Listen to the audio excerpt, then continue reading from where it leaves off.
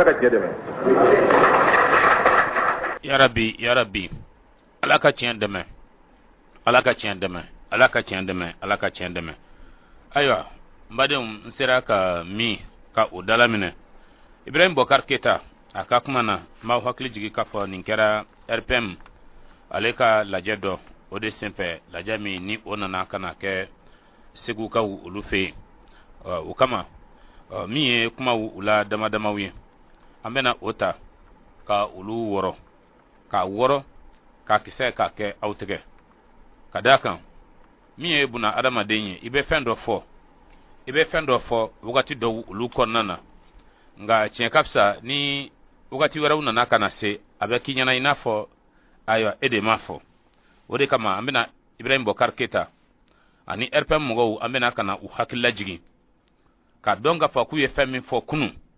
ko a kɛlen bɛ bi ko u ta u ngɔnɔ ma a kɛlen bɛ bi ka u nɛn ka a minɛ ka a kurun ka nɔngɔnyɛ ka a meleke a la o kumana fɛ fo ka u yɛrɛ jɔlen to Ibrahim Bokar Keita e y'a fɔ ko kalata ko o ma kɛ san 2007 Ibrahim Bokar Keita kalata min kɛra san 2007 an m'a fɔ n ko a ɲɛna dɛ fiɲɛbaw yera a la suɲɛnibaw yera a la nka o 2007 kalata o fana fisayara ni e ye min kɛ kɔsa in na ni nana ka na suganti o la i ka 2018 ta yin an nana ka na min kɛ kirifɔ tile 29 na kabini ala kan dan diɲɛ kɔnɔ Ibrahim Bokar Keita ne ma deli ka e ka kalata yi ɲɔgɔn ye kala yɛrɛ ma ta fiyewu bɛɛ bɛnna o ka Mali kɔnɔ e ma ye i sigili la hali jamanakuntigi kelen a ma na hali mɔgɔ kelen jamanakuntigi kelen kantigi kelen a ma na n ko aw yɛrɛ dama y'o kɛ yan maa minnu tun bɛ yen ni olu tun ye i ta tiɲɛ kan ni an bɛɛ farala ɲɔgɔn kan Malika bɛɛ farala ɲɔgɔn kan 2013 ka i ta o sigili kɛra cogo min na ani i ye sigili min kɛ kɔsa in na Ibrahim Bokar Keita ani RPM mɔgɔw aw y'a dɔn n'a sɔrɔ kelen don walima n'a sɔrɔ ko kelen tɛ a y'o dɔn namara tɛ taa faso dɛ kalo fana a tɛ laban Ibrahim Bokar Keita n'i y'a ye nin danna e n'i ka mɔgɔw dɔrɔn ma dɛ i ye janfa de kɛ fo janfa jugu i ye janfa de kɛ fo janfa jugu i ye namara de kɛ fo namara jugu o la ni e ko la k'a fɔ ko kalata ma kɛ 2007 o kalata o fana hali n'a sɔrɔ suɲɛni kɛra o kɔnɔ ka d'a kan an ka kiribulon ɲɛmɔgɔ min bɛ sariya sunba ko fɔ o y'a jira k'a fɔ ko a yurukuyuruku barika bonyana nka nin ma kɛ yurukuyuruku dɛ a ma kɛ k'a cɛ k'a kɛ minɛn kɔnɔ ka kalatigi ni kalaw yɛrɛ k'a bɛɛ cɛ k'a k'a kɔnɔ siɲɛ kelen dɛ o de kɛra nin na a ɲɛfɔli da tɛ se ka don a la k'a ɲɛfɔ ni e ko débat barodalasigi ko o tɛ yen nka i ka wagati nin lajɛ kɛ kuma tigɛlen don mɔgɔw la fan bɛɛ fɛ wa hali n'i ta fɔ i kaman kɔrɔ i bɛ yɔrɔ ɲini ka ko la tɔn i la nka o fana ka kan ka fɔ kɛ fɛn jumɛn de bɛ yen bi ko i bɛ se ko ka taa i sigi faso jabaranin na ko ka fɛn fɔ fɛn min ye gɛlɛman ye ni fanga yi ma ni fanga boli cogo ma ni fanga mɔgɔ minnu sigilen don a kunna ka a kɔnɔgwɛn i t'a sɔrɔ yɛrɛ zanko k'a fɔ ko i bɛ taa ko ka taa i sigi ko k'o kuma fɔ ni e ko k'e ta don fo débat la fo débat dama min bɛ bi fɛn man ca ka o bɔ ni i y'o a fɔ ko nin ko bɛ sen na u bi i to la ka taa ko wɛrɛ lawuli fan dɔ fana fɛ walasa u ye galegale min lawuli o kumana fɛ i k'o bila e ta ka kɛ hohaho ye olu nɔfɛ Ibrahim Bokar Keita tiɲɛ yɛrɛ ka fisa n'a sɔrɔ i kun y'a dɔn ko bi bɛ se i kun bɛ segu lajɛ in kuma i kun b'a to i kɔnɔ e ko ka kɛ tɔnkɔnɔden ye ko ka taa tugu ɲɛmɔgɔ dɔw nɔfɛ ten ko aw tɛ n'o kɛ aw tɛ surunya ko k'o kɛ ko aw t'o mɔgɔ ye nka bi a lajɛ kɛ mɔgɔ i kɛra bololabaarakɛla ye o i kɛra cikɛla ye o i kɛra mɔnikɛla ye o i mana kɛ baara o kɛbaga ye ko e ka jidi bi ko e ka yiriwa ko lafiya ko ka kɛ fo i ka tugu RPM de kɔ f'i ka tugu Ibrahim Bokar Keita kɔ e ka u ka jilibaya kɛ ni i m'o kɛ bi e tɛ ɲɛ sɔrɔ foyi la wa hali n'a sɔrɔ ko e bɛ k'i jija ko ka dɔɔni sɔrɔ fɛn min na n'a dɔnna k'a fɔ k'e ni fanga tɛ kuntilenna kelen na u bɛɛ fɛrɛ bɛɛ kɛ k'i dili tigɛ dibi la an bɛ ɲɔgɔn dɔn jamana in kɔnɔ koyi Ibrahim Bokar Keita i ye fɛn fɛn fɔ Segu a lajɛ kɛnɛ kan e bɛ k'a bɛɛ kɔkan kale i bɛ k'o de bɛɛ kɛ a bɛɛ de kɛ bi kelen i ye fɛn fɛn fɔ ka Amathumani Jalaki an m'a fɔ yan k'a fɔ nka Amathumani jɛya dɛ la a ye tiɲɛni baw kɛ jamana kɔnɔ nka n'a y'a sɔrɔ k'a fɔ ko Amathumani Touré k'a ye tiɲɛni kelen kɛ Ibrahim Bokar Keita e ye 10 kɛ i ye 10 kɛ 10 ka da mun kan Amathumani Touré wagati min na ni vérificateur général ni o ye foroba sɛgɛsɛgɛlikɛla ye ni o nana ka na a ka fanga cakɛda minnu bɛ yen k'olu sɛgɛsɛgɛ o sɛgɛsɛgɛli senfɛ a nana ye k'a fɔ ko sefa wari wuluma 10 ani kɔ bɔ ɲɔgɔn ko olu bɛɛ lajɛlen de tiɲɛna nka Ibrahim Bokar Keita la eta ladun a fɔra ko sefa wari a wuluma 150 ni kunkan fɛ ko o de tiɲɛna o kɔrɔ ye k'a fɔ ni ATT ye tiɲɛni kelen kɛ yɔrɔ min na e ye 10 kɛ ye ni a fɔra o la k'a fɔ ko aw tɛna kɛ tɔnkɔnɔdenw ye ko ka tugun mɔgɔw nɔfɛ nka aw kɛlen bɛ ka mɔgɔw kɛ aw ka hakɛ to sɛdenninw de ye bi sɛdenninw a bɛ i n'a fɔ ɲɛɲɛtigi n'o bɛ ka taama a bɛ ka ɲɛɲɛ wɛrɛ a nɔfɛ sɛdenninw bɛ tugun a kɔ cogo min na bi mɔgɔ ko bi Mali kɔnɔ ko ko alhamdulilahi rabbil alamina jamana tagabolo la bi siga tɛ a la i ni RPM a disibaw aw bolo bɛ ɲɔgɔn bolo i ni Ibrahim Bokar Keita ka fanga a tɔnɔbɔbagaw aw bolo bɛ ɲɔgɔn bolo dibi la n'o tɛ bɛɛ y'a dɔn bi k'a kɛlen don karatatata ye a tɛ sɔrɔ nafolo tɛ sɔrɔ n'i y'a sɔrɔtɔ ye mɔgɔ fɛ bi i b'a sɔrɔ e ni mɔgɔ wɛrɛw aw bolo bɛ ɲɔgɔn bolo dibi la Ibrahim Bokar Keita ka a ɲɛsin bɛnkan ma bɛnkan min ni o nana ka na tɛgɛnɔ bila tiɲɛ ka fisa i ko k'a fɔ ko o tɛ se ko ka hɛrɛ ko lase an ma Ibrahim Bokar Keita n'o ko i yɛrɛ fana ye bɛnkan min tɛgɛnɔ bila o 2015 o dabata kalo la ani a wasiwara kalo la mai juin 2015 n'o ko i yɛrɛ tɛ i sigi bisa k'i hakili jagabɔ o kan e ye o bɛnkan min tɛgɛnɔ bila o bɛnkan min n'i ye a tɛgɛnɔ bila ni maamurutelenw ye i hakili bɛ a la dɛ i hakili to nin na 2006 san o kɛrɛfɔ tile 4 na le 4 juillet 2006 nge e tun bɛ wasabulon kunna bɛnkan min n'o tɛgɛnɔ bilara Alger nge e y'i kanto ko c'est attentatoire à la souveraineté nationale ko o bɛnkan ninnu walasa aw ka faamuya k'a bɛ i n'a fɔ n'i ye furun don jamana ka yɛrɛtigiya la ka bɔm don jamana ka yɛrɛtigiya la k'a ko i n'a fɔ i b'a la furun ni e y'o fɔ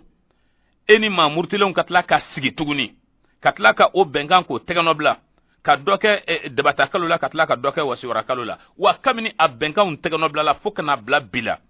n tɛ n tɔɔrɔ kan kale n baden i tulo bɛ n kan na n'a sɔrɔ tile kelen ka daminɛ tile bɔyɔrɔ la ka taa bila binyɔrɔ la ni tile kelen pe de kɛra ka taa sɔrɔ maliden ma faga ni tile kelen pe de kɛra ka taa sɔrɔ dɔ ka moto ma minɛ a la ni tile kelen pe de kɛra ka taa sɔrɔ u ma dɔ faga a siso kɔnɔ ni tile kelen pe de kɛra ka taa sɔrɔ u ma dɔ minɛ duguta sira kan k'a bolofɛnw bɛɛ bɔsi a la k'a da k'a kantigɛ ni tile kelen pe de kɛra ka taa sɔrɔ u ma taa don yɔrɔ dɔ la ni tile kelen pe de kɛra ka taa sɔrɔ kiri jugu ma tigɛ dɔ kan ka taa koto digi kaso kɔnɔna na o ka san 10 kɛ ka taa sɔrɔ a kun kan ka kalo 6 kɛ n'a sɔrɔ k'a fɔ ko tile kelen pe de kɛra Ibrahim Bokar Keita i ka wagati la ka daminɛ bɛnkan tɛgɛnɔ bilali la ka taa se sisan ma ko dɔ ka hakɛ ma ndaraki a la kɛnɛ jalan kan e y'o dɔn ne y'o dɔn n'a fɔra o la o ko bɛnkan min filɛ o k'o tɛ na ni hɛrɛ ye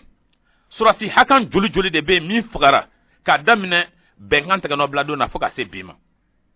bɛnkan yɛrɛ kabini a tɛgɛnɔ bilara mai juin 2015 fo ka na se bi ma surasi min fagara o kɔnɔ civil min fagara o kɔnɔ dunan sɔrdasi minnu nana n'an yɛrɛ tun y'a fɔ k'u kana na o haka min fana fagara o ma faga yɛrɛ yanni bɛnkan yɛrɛ ka tɛgɛnɔ bila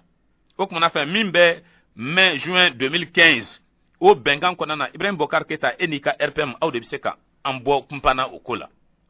a y'a kɛ cogo min na fɛn min bɛ a kɔnɔ aw ka laɲini tun ye min ye tigi i bɛ ka e b'o dɔn i n'i ka RPM ani aw dɛmɛbaga fɛn fɛn bɛ yen minnu bɛ ka tɔnkɔnɔdenya kɛ aw nɔfɛ bi minnu bɛ ka lakelelo kɛ aw nɔfɛ bi aw de b'o dɔn ka jamana ka buruja ka adamaden fagali yɛrɛ kɛ hali n'i ye sɛ yɛrɛ fagatɔ ye o makari min bɛ i minɛ dɛ hadamadenw ta tɛ ka mɔgɔw minɛ bi tellement mɔgɔw ɲɛ degela a la minnu bɛ kɛ vidéo la minnu bɛ ye jamana wɛrɛw olu jabara ninnu fɛ ani an yɛrɛ ɲɛ bɛ kɛ minnu seere ye n'a fɔra o la o k'a fɔ ko o bɛnkan tɛgɛnɔbilali ko tɛ taa ni an ye yɔrɔ si Ibrahim Bokar Keita ɲininkali kɛ e ye bɛnkan fɛn tɛgɛnɔbila nin ye Nogo jabi jumɛn de sɔrɔla nin na n ko nin kimɛli de ka kan ka kɛ nin ɲɛfɔli de kan ka kɛ jamana kɔnɔdenw ye. Kelen mɔgɔ mɔgɔ ye bɛrɛbɛrɛli kuru ka ɲɛmɔgɔ ye ninnu bɛɛ de ka kan ka wele an ka an sigi wala kunna tabali kunna ORTM télévision na k'a dayɛlɛ o kumana fɛ an k'an sigi ka a lajɛ min kɛra kuma ka sama mɔgɔw ni ɲɔgɔn cɛ ni o kɛra tafan o bɛ dɔn nka kuma bɛ aw kelen pe de bolo c'est vous seul qui avez droit au chapitre aw kelen pe ni aw tɛ yɔrɔ min na i b'a sɔrɔ a y'a don dɔ da o de bɛna i sigi k'a fɔ wa o kɛta k'o fɔ i b'a dɔn yɛrɛ fɛnɛ k'a fɔ k'a donna nin da de k'a fɔ ka da k'a bɛ don ni fɛn dɔnbaliya kumaw ye a bɛ taa yɛrɛ fereke k'a yɛrɛ minɛ yan fɛ k'a yɛrɛ minɛ yan fɛ ka bɔ ka bin kuma kɔnɔna na fo k'a kolongolo fo k'a lafini bɔ a la e yɛrɛ min bɛ ka jabira ni yɛrɛ filɛ o de kama kɛnɛ in kana na n bɛ foli bila kala se maître Amadu Cɛbilen Jara ma a y'i kanto ko n'i bɛ to sɔn ko ka Mali tele filɛ ko e yɛrɛ dalen bɛ fɛn min na dɛ ko i bɛ tila ko ka siga o de la tuguni o kɔrɔ ye min ye dɔrɔn a bɛ mɔgɔw lafili de a bɛnkan ninnu jaabi minnu sɔrɔlen mana kɛ a kɔnɔna na e natɔ e y'a fɔ k'a fɔ ko e mana sigi dɔrɔn ko e bɛ ɲɛsin nɔriko de ma fɔlɔ na nin ye e ɲɛsinnen ye nɔriko ma ja ni e tun y'i kɔ don a la a laban a tun bɛ kɛ fɛn ye ala man kisi ladon i ko i ka kuma kɔnɔna na ko fanga ko na min ma jɔ a jɔyɔrɔ la ni gouvernement ma se k'a ka responsabilité assumer k'a bɛ jamana kɔnɔdenw bila danger la d'accord nin fɔra ka taa sɔrɔ Amadu Tumani Ture a bɛ fanga na Mali kunna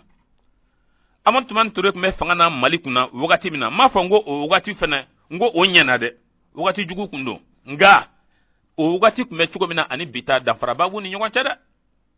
danfara belebele de bɛ u ni ɲɔgɔn cɛ binganiw tun bɛ ka kɛ tuma ani tuma nka bi kɔgɔdunyanfan yɛrɛ dɔw yɛrɛ bɛ olu yɛrɛ de tigɛlen don an na k'a tigɛ ka bɔ jamana fan tɔw la k'a caron i n'a fɔ tayirikɛ ale bɛ fini tigɛ ka bɔ ɲɔgɔn na cogo min na yɔrɔw bɛ yɔrɔ la bi an ka nantigiw tɛ se ka se faso baarakɛla fan si tɛ se ka se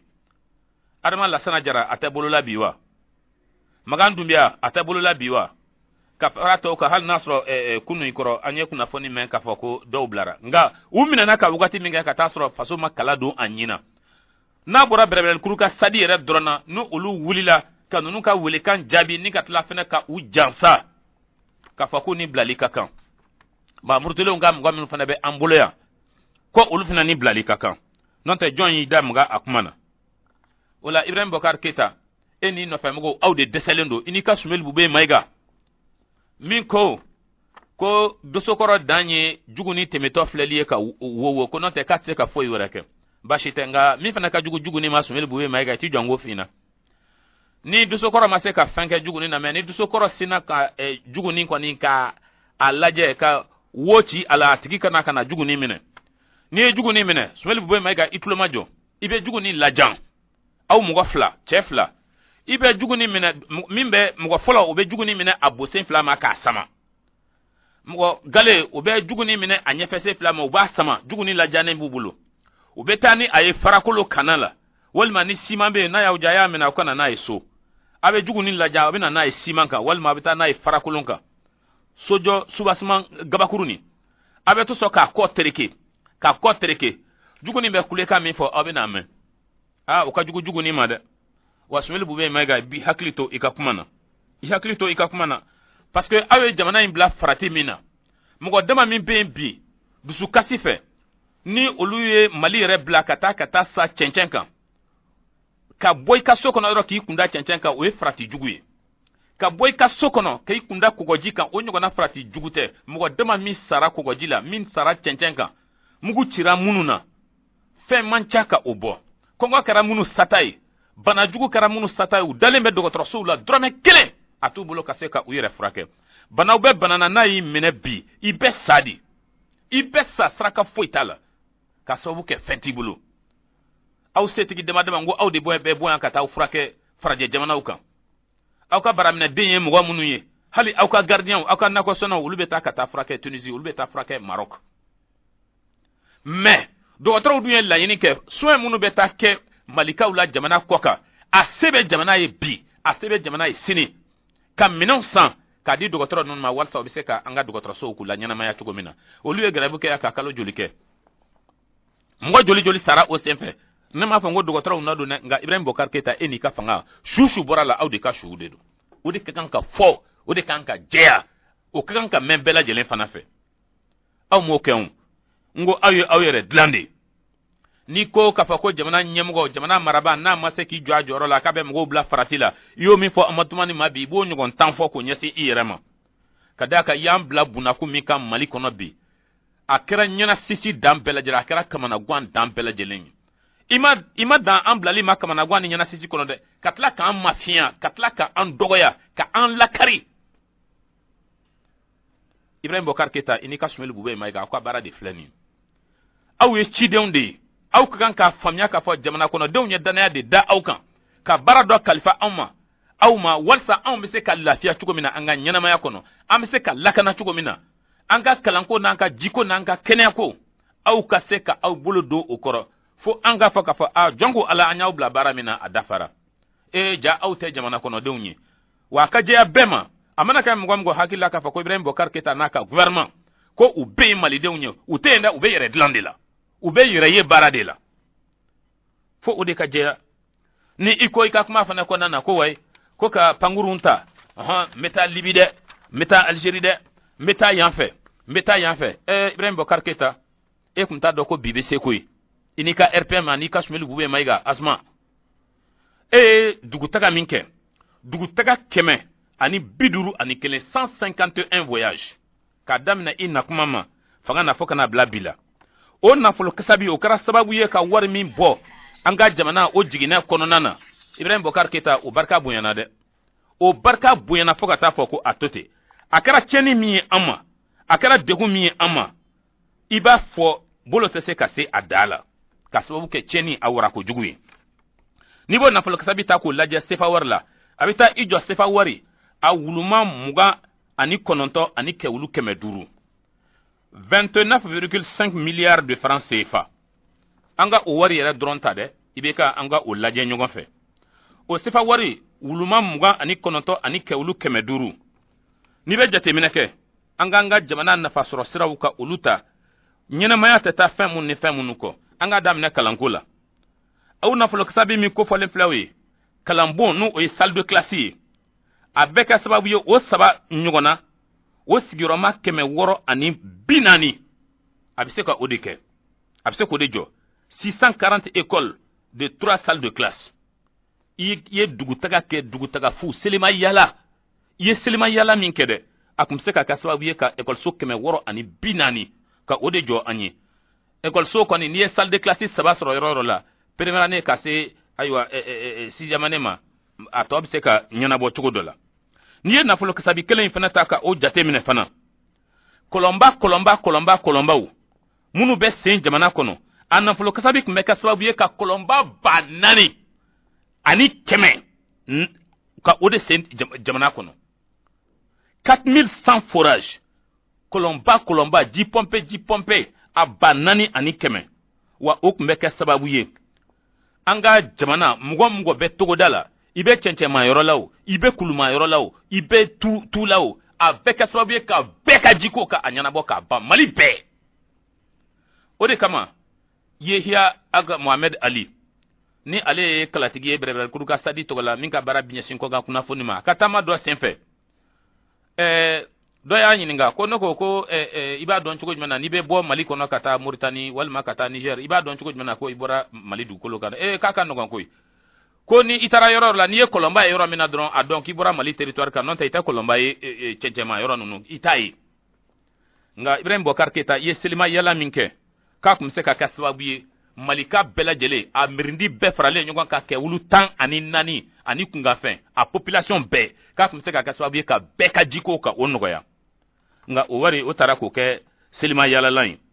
o ka boy fena tuguni a wuluma muga ani kononto ani ke wulu keme durui ka kumse ka ke sababu ye sigida kenya so haka mimbe ka o jo jamana kono don ye wasa ni sumaya yemi mina dro ka boli kata walma ni fari bora chugo la dro ike boli kata ire laje ka bise ka kenya so keme fla ani bi wulum bla bonyogon ko ka ulu jo dugula dugu munu ni ulu franche biti jo kudentang ani durula fo chugo la dugu munu ni nyugon beta kilo tan duru nyugon nana ula kenya so keme fla ani bi wulum bla ukumse ka joni awari Ibrahim Bokar Keita nga ota ka kɛ selima yalalan ye ka taa i yɛrɛ jabɔ farajɛ jamana olu kan wa i taara jamana mun ni jamana munnu na ka kɛ ni kunnafoni ye min bɛ an bolo n'i ye azigun ta dɔrɔn ka o jate minɛ azigun kana na e ye dugutaga 15 ka bɔ yan ka taa azi a dɔw yɛrɛ la i bɛ bɔ yan kuma min na ko tumari 9 sera i bɛ tila ka taa a dugu dɔw la i bɛ taa sɔrɔ tumari 7 bɛ yen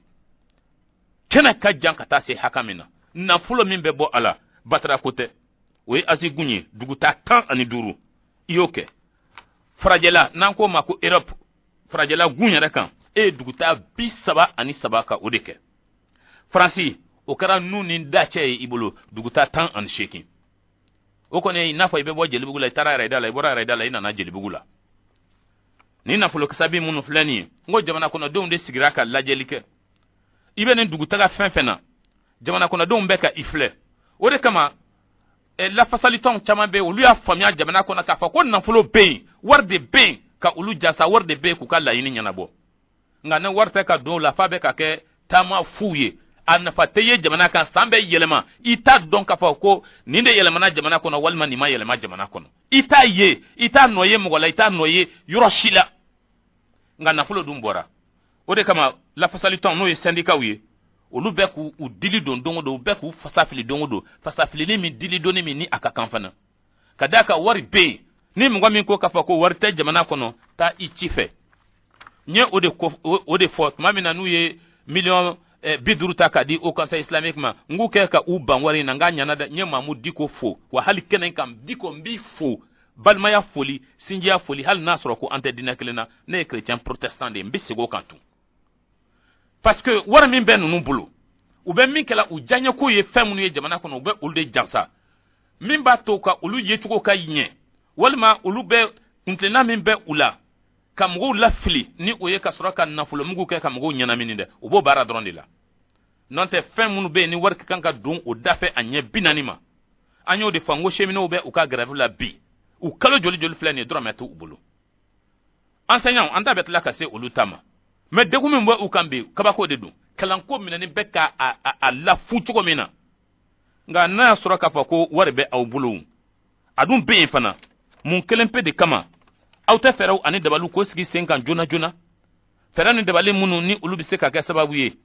an yɛrɛ n'o ye an ka laɲiniw ye o laɲini ninnu olu bɛ se ka sabati cogo min na nka an dɛ o tɛ kɛ dɛ fudebɔli de bɛ kɛ mɔgɔw la k'i fudebɔ mɔgɔw la kabako Ibrahim Boubacar Keita ni ye i kanto i ka kuma kɔnɔna na oui ko parce que a donsena a bɔsen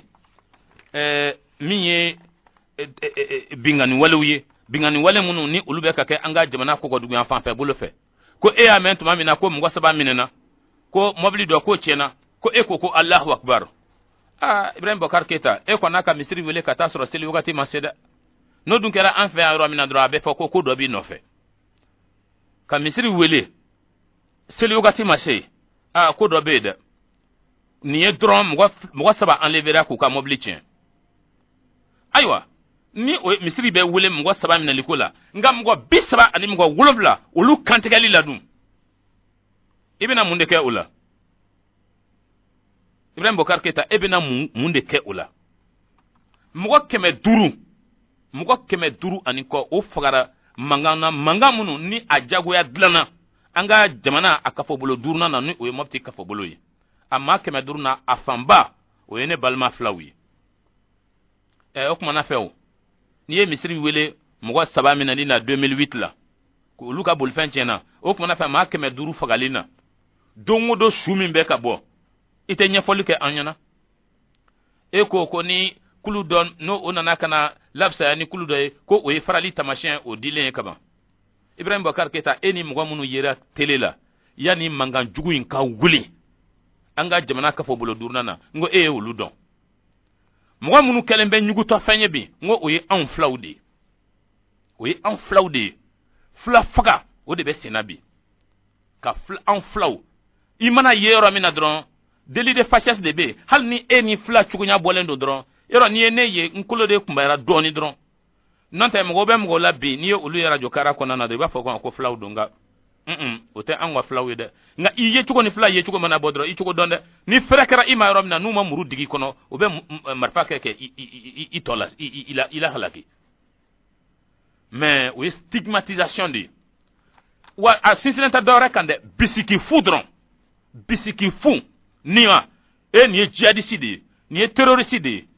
wa o gendarme joli bembi sorasi joli bembi police joli bembi garde républicain joli bembi munu be jala soro dron en flaw fogalila walima an ko folla kan galon jugu da ana non tamori geri o konana na uye kamaleni do ko alai sidibe ana fa tato ku beta kata suma san sugula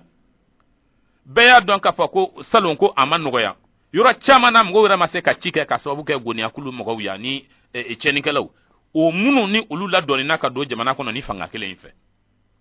kamaleni na fa tato sugula chekoroba ku beta miram na ko amena kana suma san ko kada ka balu tamulo sokono kamaleni dashi blalendo afrika la jeje ya dadu ka bisigi dro ka ni chekoroba bemna chekoroba ko ay sabali aw kana kete ante terroriste ante foy wala la anta to do baloko de la ko na ko o to ko beta sege fan wala fe uyu mine ku siri iba fo dogo siri ni ku siri u siri juru akacha ni tamani tai ku ta ku keru pick up ko nana unana kana se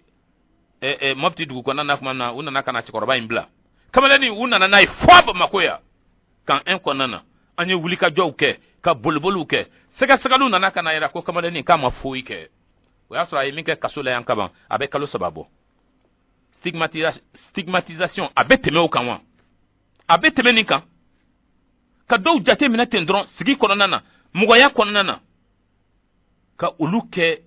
fenye ka cheni ngalonda ula wa onyo na joli bembi halibe munu datugnendo kasobon ko nana nga chen kapsa procureur samake commune 6 lamba fo kena inka kadaka antara kata doka kuma ka fo anyana ako kanga wakati kunguruni de ama sega lu kele anya famia mimbe akonana o labana chugo mina netuno fo nga hey rembo karketa sabali han inika fanga mali dante au kelente mali ala de au garsega don jamana yi amarali la bi nga ka foko au de mali ko andala ay sabali de au kanake abe femina ay au kosegi yani akatake au bulo fenwere nyefe fenwere mi fena be ni ukanga fo Ibrahim Bokar Keita ko au teta ko kata au kumbre shi jamana shi kata au kun shi jamana shi someli bube mai ga ka korobo ka fo ko sinin ka ba fe ko kata Kidal na ko ka ba fe ko kata Tesalit fa ki sera ministre mgoula abi sera francila abe isra barikan abe isra Algérie la abi sera Mauritanie na sranka naka ka ke yoro la akuma beta o yoro la pati sakene dutuki kaka ka dukono ne ba fe kata nga she kulukulu laje ma fe kata ndon olu sisoko laje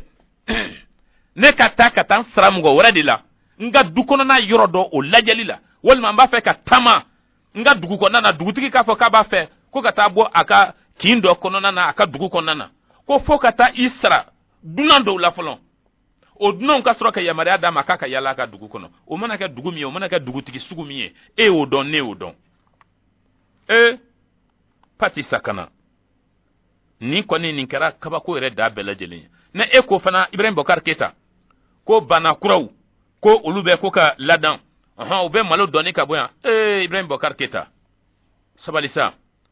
ka damna baflani tan sabala kana bla bila mo dama mi be ni ka fanga ye o ke banai fe mancha ko bo o de kacha bi fokata foko atoti o kera banai sra o bekan sene ko nasra fe bara ko nasra afo furu ateban ena nyamgo ma wala semeni ko parce que ko lisi do ko ubora fando fe concours d'entrée dans la fonction publique la ko wajibia nyama aye wala semen ula ko o tese kake kale nyanama balolento faso barakedala faso do nyumanya o de ni o yuruku sira munu kera yora kwani ni ibe chake daw jatem na bi nyugo ndante ke rom nanga o be sebe unde laje dron ngapsa ne ni nga o te sebe re laje de sebe tigi be min da sebe jukoro de ubo odeta yen pesi ko gelew anye olu ye mo munu tara yen pesi la ugati temenen konnana o mangan olu bora femu ni femu fe anya bela jelenyi anya bela jelen fana famnya Ibrahim Bokar Keita ni ko ugati ambe ugati mina ko okajugu 2008 la ita bila makara kratataid kratatatata nyasro fatokela ekru sera dana ekru sera adandela ni ko ugati la 2008 la colère est grave mais état ina bidou qualificatif T kanyasi eka erma kanyasi ika moment si le moment est grave en 2008 là c'est-à-dire il n'y a pas de qualificatif précis pour décrire le moment que nous sommes en train de vivre kabako de dun Ibrahim Bokar Keita nga niko kafako Amatouman Touré anaka fanga mgo ko ulu desale no ko ga koran fela ko ka nyana bo isa njoli fle ni fanga na nti nango mina fochoko do ladron abina ke kuma sugu doyi nga mgo be Dr Umar Mariko ya fo ni fanga na naka na nugo yayi sankelen pe kolonana sankelen tada ay karo woro dedi na maseka ka dron aleta te fanga ko ide ka fako fanga marali nigede do nga kuntilina ko de na masero na drabe wala seme sanduru ke ko re to bebe ka lajugu ya sanduru na bane anana kana do woro nan ko nana mais ibe jenaja kenamin dama sigile nye bi kata soro shooting a bay surasi demisanuye wali ma munu ni olu donana hala masan worobo do dona masan olu bla boflo olu bekara shuye min sotera ni uye obina amiskadu ko nana ni donata ni borata mo de beka kabako de dun ni eko ko Amatouman Touré kat seka jamana mara e koni hali jamana marali ko kuma bi ne koni menake ibe kada nebe walande seme menda bo maliko la pew kanga retraite politique ta kata nlafien bosa sam bi wuluvla ani koja e kanki dabo fembra e desera eredi desera seka fo etala de etakara pentenkele ni ama au fond ansrana inyadi e donko re bana maliko re la pew agelew nyana bolila i donko bana e ko kafa ko e ka ministre mana ijo ko kafa ko ka leta judiciaire ko ebo gwen ko kadaka ko be barake tuko jmena jamana ko nani sharia yi d'accord anga ke ebe sharia don ika RPM cadre be sharia don sumeli buba maiga sera be sharia don ministre to fana ulu be sharia don d'accord ube sharia don nga nu be sharia doni ani sharia walali jamana ko no fana ngoye fin flawi we fa fly munu koni ulu yoro ka janwana au ta edro au be sharia don au ta walia ngami ko kafakata do me ko fsani awiye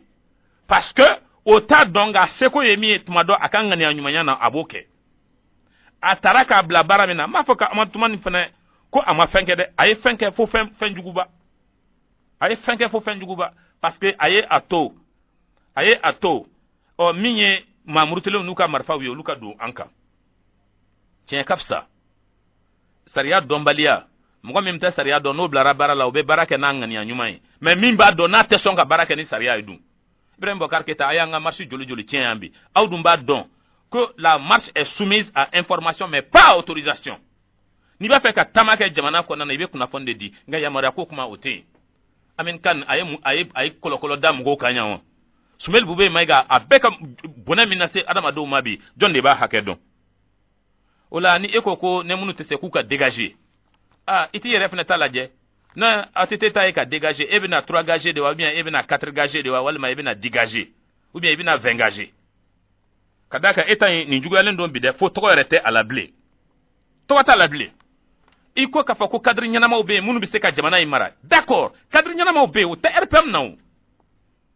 kadaka au kunde na ye miede ngo o de flani e kenaka o kuma fa na tese ay boy aw rede tese akwanka boy fana kuma tian de oyi kuma tian oyi aw ngania jelente kanyasi akwala du talema jamana kono don luta fanfe o ye fa no jelendo iko ko ka surso national ke ko mgo ka wuli ka jo mgo ka balaka wuli ka jo ina fo chekele an selembo buna kunde mabiu o de kanka ke ka eni sumuli buwe maiga na toka akume nonte aute jamana to anye fiu ante tien foi soro tukuni jamana ina fo awni ye tien soro baba Modou Keita o ko tugo mina au sursaut national de au ka gestion de bu ou imposer bi malide un bekan fasolandu ulu bekan bi koni o de wajibi Tu es fou du Mali. Le RPM est fou du Mali. D'accord. Mais auka folie est mieux bide. Oui, ne pas sur Sraoudi. Ayerao. Et à le Mali d'abord, mais au transformera ma famille d'abord. Anya yiw.